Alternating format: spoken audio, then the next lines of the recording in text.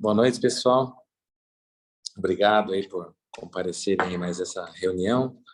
Agradecer também o grande Dr. Humberto, que está sempre incansavelmente buscando conhecimento, né?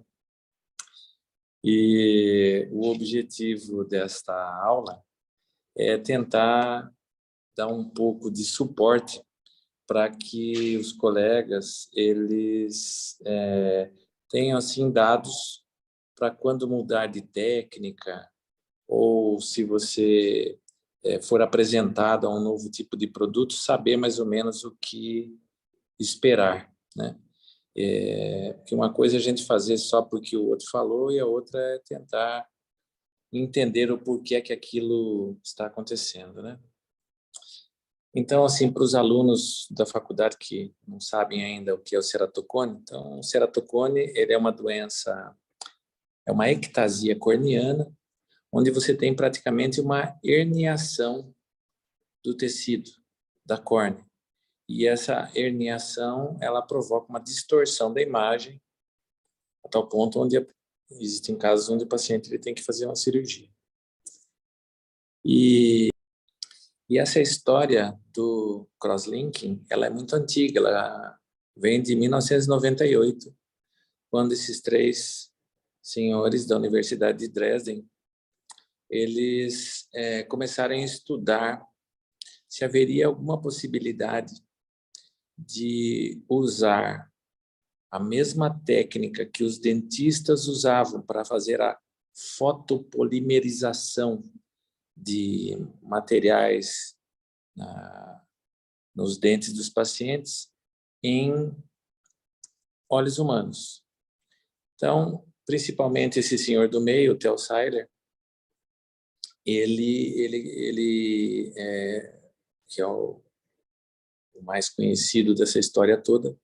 Então, ele começou a fazer experimentos em olhos de porco. E o que é que ele estava estudando? Então, ele começou a estudar o espectro de onda da radiação ultravioleta, da luz ultravioleta. E aí, nesse espectro, o que é que ele percebia? Que nas frequências mais baixas, você havia uma destruição de cadeias do DNA. Então, é por isso que a luz ultravioleta ela é usada como germicida. Então, como é que você iria usar um produto que destrói o DNA no olho, né? E, então, procurando estudar melhor essa radiação, né? Ele descobriu que frequências mais longas, entre 315 e 400 nanômetros, elas não eram tão deletérias para seres vivos, né? Então, para vocês terem uma ideia, o primeiro aparelho de crosslinking é esse que está em cima à direita, que é o protótipo que ele usou em 1998. E o que é que ele começou a fazer? Então, ele estudava em córneas de porco, embebidas em riboflavina, quanto tempo seria necessário para aumentar a dureza do tecido, vamos dizer assim. E esses trabalhos eles foram se estendendo. Posteriormente, eles foram usando em animais vivos e eles chegaram a determinados valores, né? Onde ele conseguia provocar um endurecimento da córnea, um enrijecimento, uma melhora da estabilidade do tecido sem uma destruição. Então, o que ele chegou à conclusão, né? Depois desses estudos, aí já em 2006, né? Ele começou em 98, em 2006, ele chegou à seguinte conclusão, que o tratamento do crosslinking, né, com riboflavina e radiação ultravioleta, na faixa dos 370 nanômetros, né, provocava um endurecimento nos 200 microns anteriores da córnea. Então, se a gente calcular que uma córnea tem entre 400 e 600 microns, eles chegaram à conclusão que esse tratamento ele se dava nesses 200 microns anteriores e de tal forma que a parte posterior, que seria a parte mais nobre da córnea, estaria preservada. O endotélio ele não seria atingido pela radiação. E nesses estudos, eles chegaram à conclusão de que a taxa de energia aplicada total ela seria de 5,4 joules por centímetro quadrado. Então, chegando mais ou menos um parâmetro base, né, chegou-se ao protocolo de Dresden, que foi e é usado ainda como sendo o gold standard do tratamento do crosslink. Então, o que eles chegaram à conclusão lá na Universidade de Dresden? Então, depois que você fazia uma abrasão, uma desepitelização da parte central da córnea, aproximadamente em 9 milímetros de diâmetro. Claro que nós estamos falando de uma córnea de um paciente adulto, né? Uma criança com uma córnea menor teria que ser feito uma desepitelização menor, protegendo a região limbar onde a gente tem as stem cells. Então, dentro desse tratamento de 9 milímetros, após a instilação de gotas de riboflavina diluídas em Destran a 20%, né?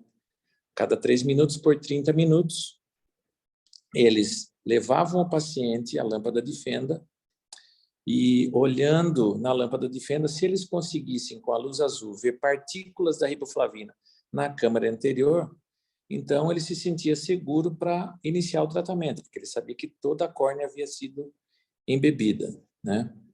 Então, depois disso, o paciente era colocado deitado, colocava seu aparelho em cima do olho do paciente e aplicava essa radiação, né, que no caso dele era de 370 nanômetros, nessa irradiação, né, por 30 minutos.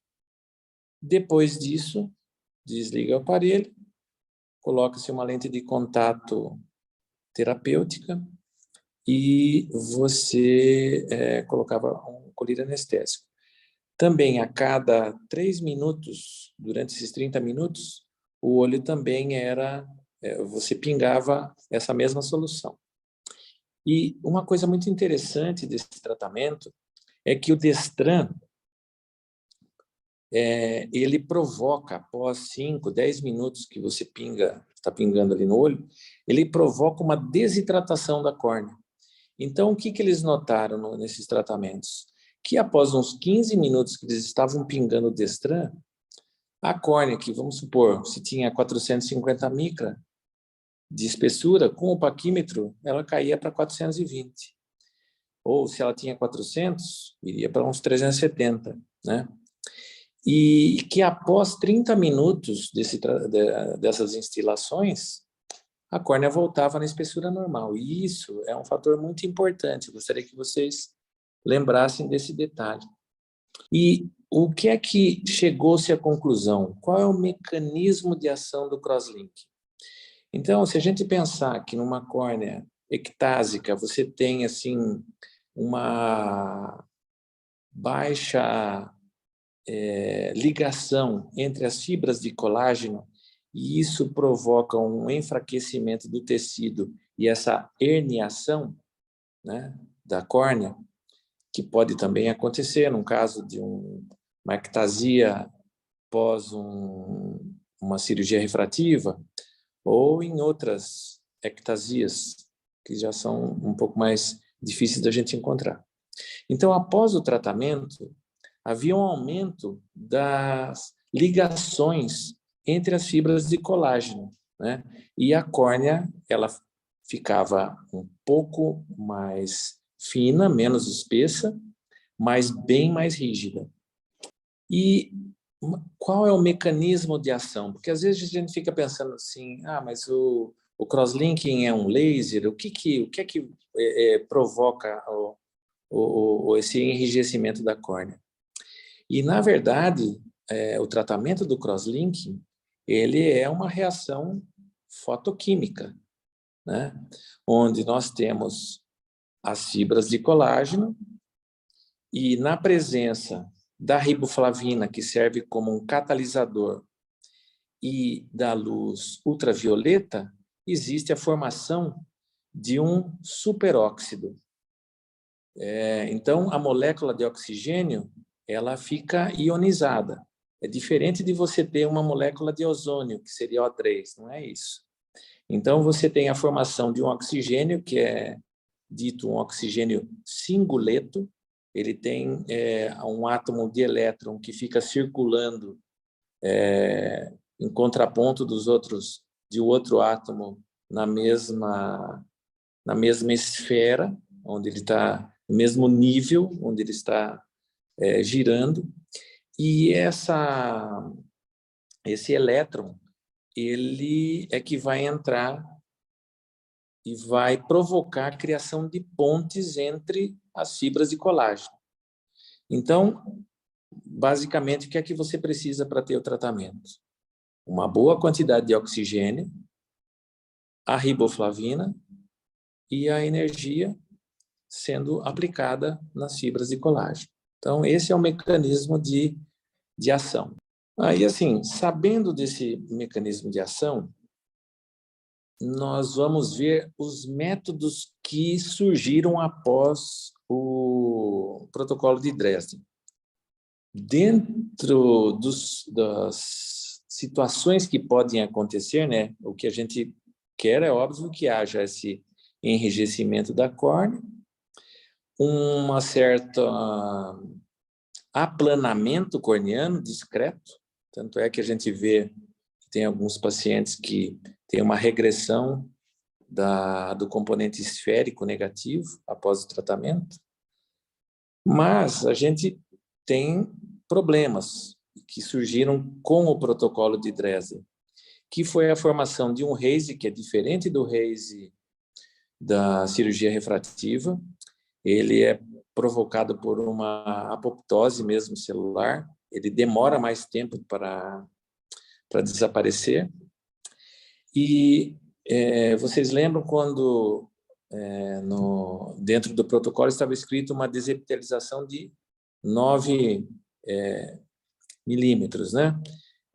A gente tem que tomar muito cuidado, porque a luz ultravioleta, se ela atingir a região limbar, ela pode destruir as células limbares e aí você vai ter uma grande dificuldade de cicatrização. Então, quando você vai fazer, você tem que medir o diâmetro corneano e dar uma distância razoável até aquela região, né? Então, o que é que se foi pensado? Já que você tem problemas, vamos tentar modificar a técnica, né? Então, que tal não tirar o epitélio? Quem sabe a riboflavina ela entre um pouquinho no estroma e provoque algum tipo de efeito.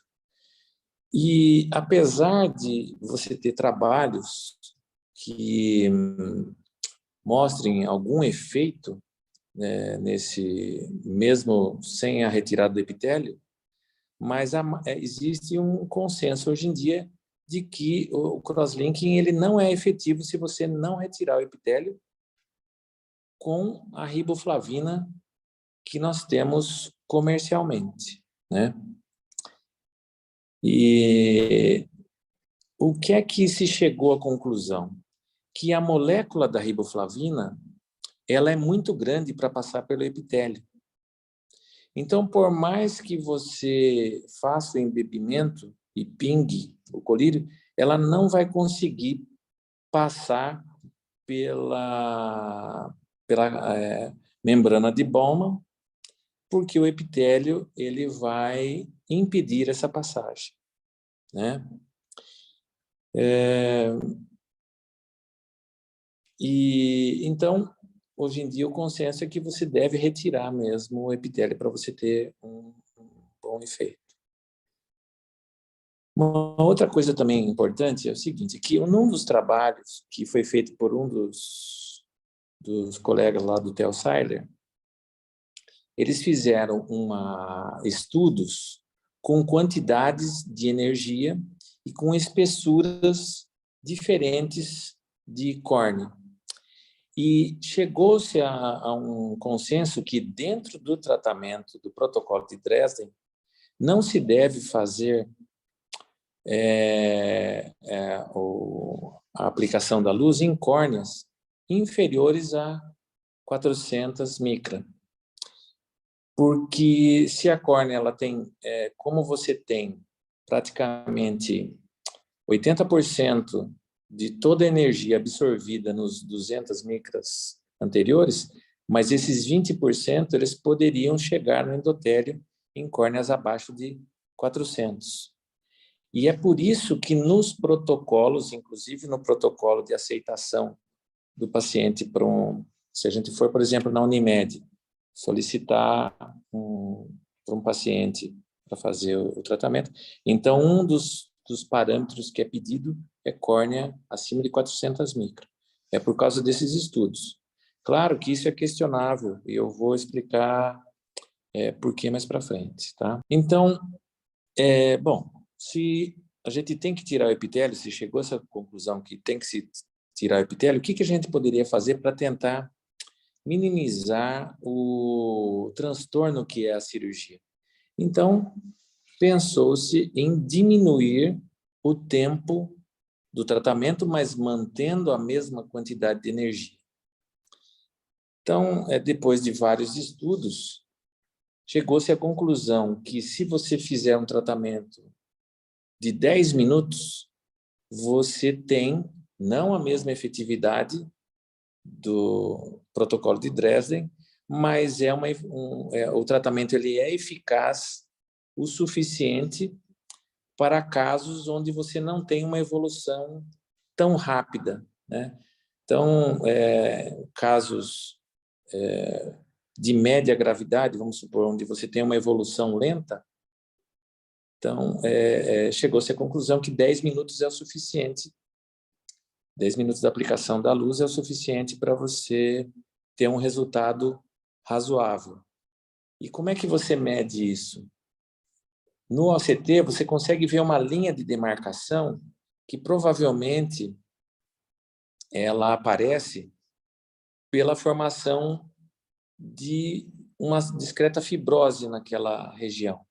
Não se sabe ainda totalmente por que aparece essa linha de demarcação no OCT, mas você percebe claramente que no protocolo de Dresden essa linha de demarcação é mais posterior e nos tratamentos acelerados essa linha de demarcação é mais anterior, denotando uma menor agressividade no tratamento, né? Bom, agora, qual é o limitador dos protocolos acelerados? É o oxigênio.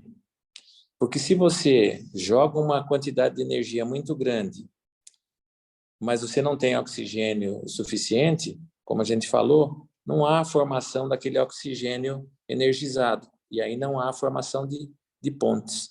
Então, assim, você poderia pensar mais, então vou fazer um tratamento de 5 minutos que é mais rápido, mas aí esbarra na quantidade de oxigênio, né? E então, uma outra tentativa de modificar o processo foi fazer o tratamento pulsado. O que significa isso? Você mantém a luz ligada, por exemplo, por 15 segundos e desliga por mais 15. Ou mantém ligado por 30 segundos e desliga 30. Né? O próprio aparelho ele faz isso para você, o tratamento pulsado.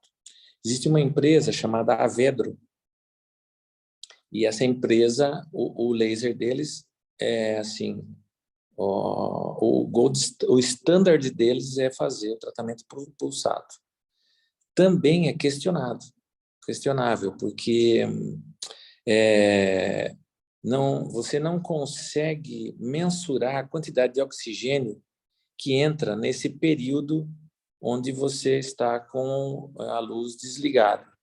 Também aventou-se a possibilidade de, antes de você colocar o anel intracorneano, injetar a riboflavina no túnel, fazer o crosslink e depois colocar o anel. Só que estudos recentes, eles mostram que, apesar de muitos médicos gostarem e acharem que você tem um efeito muito bom utilizando essa técnica, mas parece que a riboflavina ela se difunde muito melhor da região do epitélio para o endotélio do que para os lados, aí comprometendo um pouco essa difusão da riboflavina na córnea. E aí, em 2017, eu tive a seguinte ideia, né?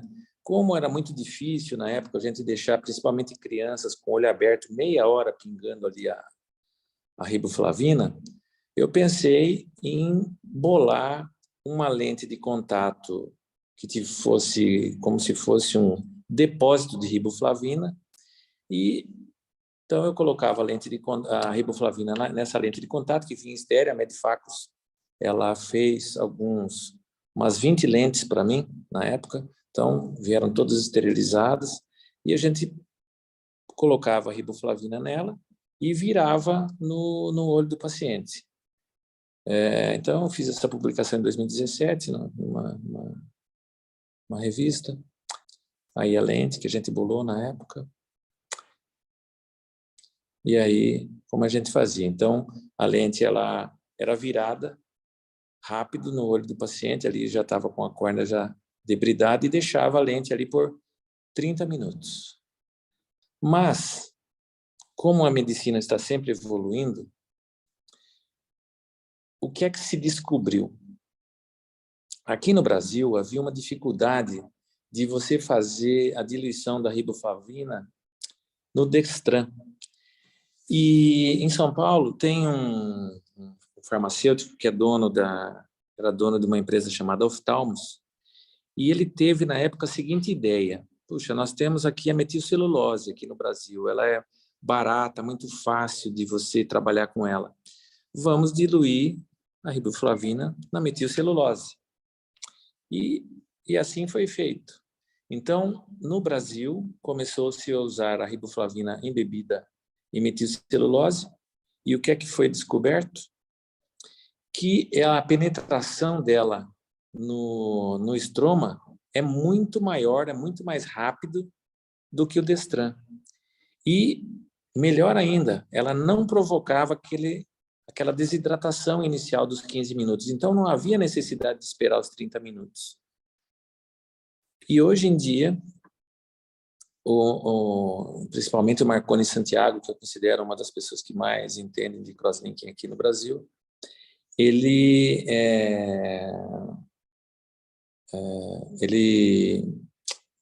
nos fala para fazer um embebimento com a riboflavina diluída em metilcelulose apenas por 10 minutos. Isso já é o suficiente. E como houve essa mudança, então eu também parei de usar aquela lente, porque agora a gente não precisa mais ficar 30 minutos com o olho esperando ser totalmente embebido pela riboflavina. Então, em 10 minutos só é suficiente, então ficou mais fácil. Existem outros tipos de riboflavina. Existem essa empresa, a empresa Avedro, que eu expliquei que faz o crosslinking pulsado, ela tem a patente de uma substância que promete não precisar tirar o epitélio. Mas eu já entrei em contato e tudo, eles têm uma representação aqui no Brasil, mas exclusivamente um segredo industrial, não é passado para ninguém, e é só para quem tem os aparelhos da marca deles. Então, nós não temos acesso a isso. Agora, em relação também à riboflavina, E naqueles casos onde você tem córneas abaixo de 400 micras, o que você faz? Não faz o tratamento? Então, existe uma riboflavina, que ela é mais diluída, que ela é uma riboflavina também de 0,1%, mas em vez de 400 miliosmóis, que é o padrão, ela é de 200 miliosmóis. E isso provoca uma hidratação do estroma. Então, se você fica pingando a riboflavina por 10, 15 minutos, a 200, com esse 200 miliosmóis, e você coloca o paquímetro, você vê que a córnea ela fica mais espessa, e aí você consegue fazer o tratamento. Então, isso é uma coisa que também a gente precisa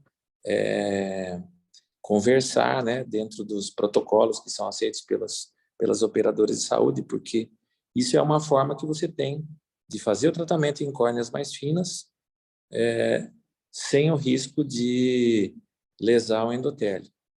Mas, assim, é importante também saber que quando você tem uma hidratação do tecido, as fibras de colágeno ficam mais distantes uma das outras.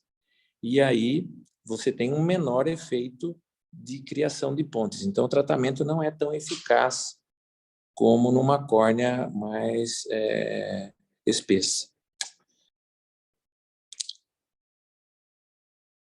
Então, assim, de posse de todas essas informações, né, sabendo qual é o mecanismo de ação, conhecendo os tipos de tratamento, se acelerado, Dresden, se pulsado ou não, conhecendo os tipos de riboflavina que podem ser usados. Dessa forma, tendo esse conhecimento, você pode, usando o seu bom senso, usar diferentes métodos, diferentes tipos de riboflavina para cada tipo de paciente. Então, se você tem uma criança onde você tem um ceratocone que está evoluindo muito rápido e tem uma córnea acima de 400, eu acredito que seria mais prudente fazer o protocolo de Dresden mesmo com uma riboflavina de 400 miliosmóis. Mas e se a córnea é mais fina? Então, Dresden com riboflavina hiposmolar. Mas e um paciente com 20 e poucos anos de idade, onde você está tendo um aumento de 1 dioptria por ano? Talvez um protocolo acelerado, 10 minutos de embebimento, com a riboflavina diluída em metilcelulose e, no caso, como diz o Marconi Santiago, ele usa 10 minutos de luz ultravioleta. Eu, particularmente, uso 15, mas como não existe ainda uma explicação, um consenso que diga, não, você deve fazer aquilo, então eu acredito que cada um de nós deve usar o bom senso e utilizar a técnica que for mais adequada para cada tipo de paciente, né? Tá? E aqui estão as diretrizes para a utilização que a Unimed ela usa para aceitar ou negar um paciente para fazer o tratamento, né? Então, seria assim, esse aumento de 1 dioptria no astigmatismo ou no K máximo, né, no ano, córneas acima de 400 micras, sem nenhum tipo de infecção, ou cicatrizes corneanas, né, doenças de superfície ocular, caso de doenças autoimunes, tudo mais. Então, isso aqui é o que a Unimed usa para autorizar ou não uma cirurgia lá no nosso hospital.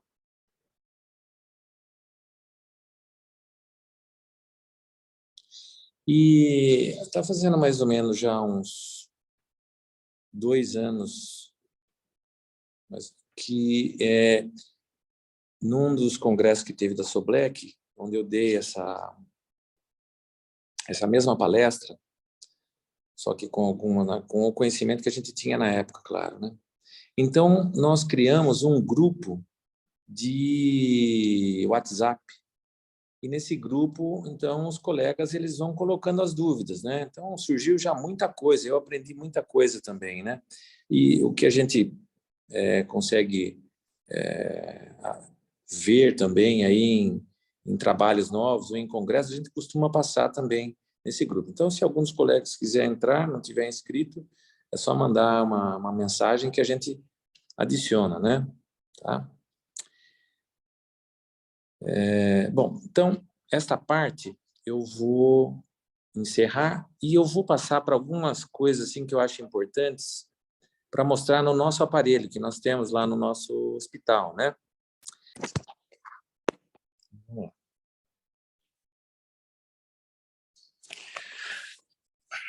Então, isso aqui é o meu aparelho, né? Que é o mesmo aparelho que tem lá no nosso hospital, né? E algumas coisas assim que aconteceram comigo e com outros colegas que também usaram, e que na hora geram um certo estresse, eu achei interessante passar para vocês. Então, uma coisa assim que eu sempre sugiro para todos os colegas é que antes de desepitelizar, antes de colocar o paciente na mesa, ligue o aparelho. Porque é muito comum você ligar o aparelho e, por qualquer motivo, ele estava ligado no automático, lá o computador na atualização, e quando você vê, ele está atualizando o Windows. E vocês que têm Windows sabem muito bem que é imprevisível quando é que vai terminar, né? Então, sempre ligar o aparelho antes de desepitelizar o paciente. Outra coisa importante, né? Verificar se todos os cabos estão bem conectados, se isso aqui, né, se está tudo ligado. E este botão, ele assim, os aparelhos que emitem qualquer tipo de radiação, eles são obrigados a ter, que é um botão de pânico. E muitas vezes, na hora que você está transportando o aparelho, sem querer, esse botão, ele é apertado. Então, você liga o aparelho e a luz não acende. E aí vai procurar, tentar descobrir o que é que está acontecendo e simplesmente é porque o botão está apertado. Então, é só você desrosquear, deixou ele para fora, pronto. Aí o aparelho começa a funcionar. Outra coisa também é porque como a tela é touch, às vezes você vai ligar e ele demora para inicializar. E daí você vai e clica de novo. E aparece uma tela onde vem escrito que você não pode ligar se uma instância ainda está inicializando, né? Se o programa ainda está inicializando. Vamos ver aqui.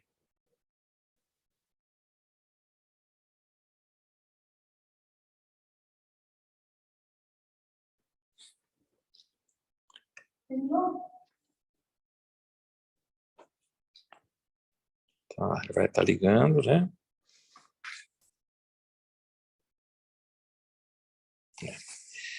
E outra coisa também que pode ser até meio chato, mas isso é muito importante, é que todos os pacientes você tem que colocar um número de prontuário, nome, CPF, data de nascimento, né?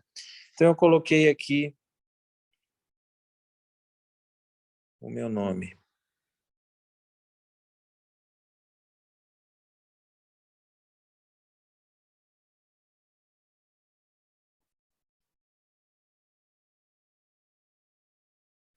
Vamos ver.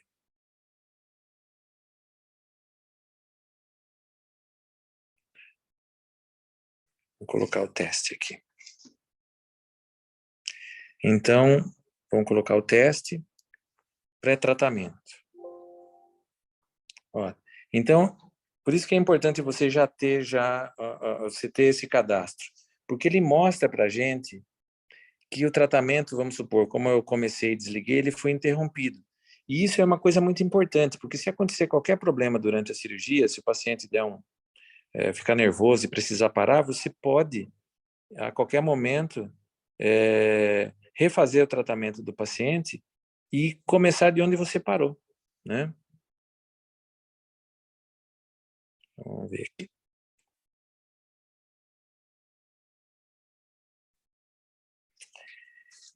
Aqui na tela, você tem o nome do médico, né, que você daí pode se cadastrar, o tipo de protocolo que você vai usar, né, se é Dresden ou se é acelerado, ou se é 10 minutos, né? E você também pode colocar o tipo de riboflavina que você está usando, que no caso aqui está errado, porque é 0,1, e nós sempre usamos de 400 miliosmóis. Quando você pode também, ao iniciar o tratamento, ele vai... só mudar aqui um pouquinho.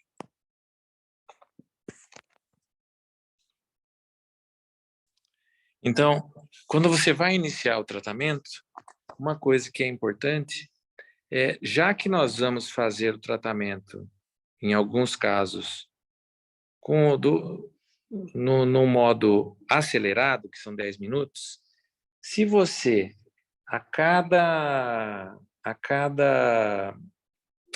cada vez que você vai pingar o colírio, se a luz ainda estiver ligada, se o laser ainda estiver fazendo o tratamento, você perde um pouco do efeito na hora que você está pingando a gota.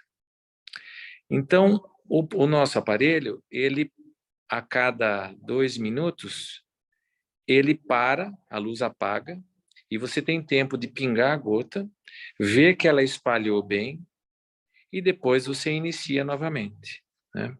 Então, eu acho que isso é uma vantagem que a gente tem desse aparelho, né?